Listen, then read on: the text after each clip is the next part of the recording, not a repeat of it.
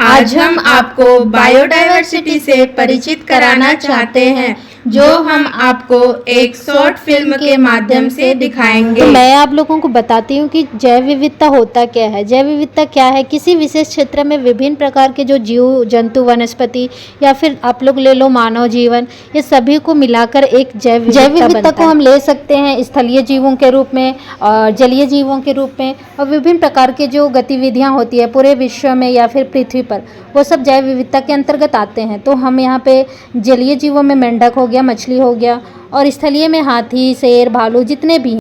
दिनों दिन जैव विविधता में असंतुलन की स्थिति बनते जा रही है। इसका सबसे बड़ा उदाहरण है हसदेव का जंगल, जो पहले कितना हरा भरा था, किंतु अब कुछ उद्योगों के विस्तार के कारण इसे पूरा काटा गया है, जिससे यह जंगल वीरान हो चुका है, जो आप इस वीडियो में देख ही सकते हैं, जिसके कारण यहाँ रहने वाले आदिवासी भी पलायन करने में मजबूर हो चुके हैं। तथा साथ ही यहाँ रहने वाले विभिन्न प्रकार की प्रजातियाँ हैं, जैसे हाथी हैं, दुर्लभ प्रकार के भालू हैं, ये भी विलुप्त होने के कगार पे हैं।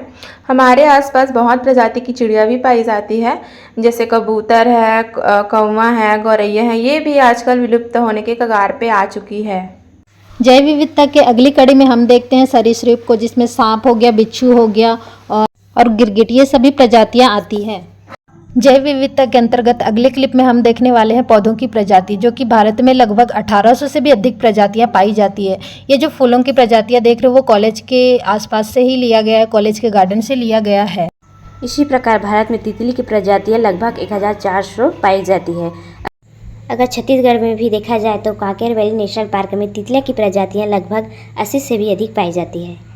जैव विविधता को प्रभावित करने वाले कारकों में सबसे बड़ा हाथ हम मानव जाति का ही है, क्योंकि हम इंडस्ट्रियलाइजेशन को इतना बढ़ावा दे रहे हैं कि दिनों दिन प्रदूषण की समस्या बढ़ते जा रही है, और इन समस्याओं का सामना हम सभी जीव जंतुओं को करना पड़ रहा है, और जिसके कारण इंडस्ट्रियलाइजेशन के लिए हम अपने जंगलों को काटते जा रहे हैं, जिससे डिफॉरेस्टेशन भी बढ़ता जा रहा है।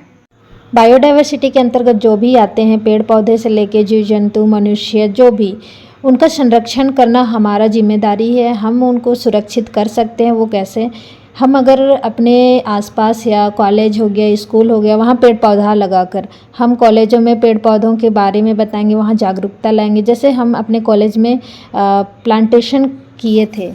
जैव मंडल के संरक्षण में प्लांटेशन तो ज़रूरी है, साथ ही हम लोग को ऐसे ऐसे नेशनल पार्क और बनाने चाहिए जो भी भारत में मौजूद हैं। इसके साथ ही हमें जूलॉजिकल पार्क हो गया, बॉटनिकल गार्डन हो गया, बायोलॉजिकल पार्क हो गया, पक्षी विहार हो गया, ये सब के बारे में ध्यान देना चाहिए।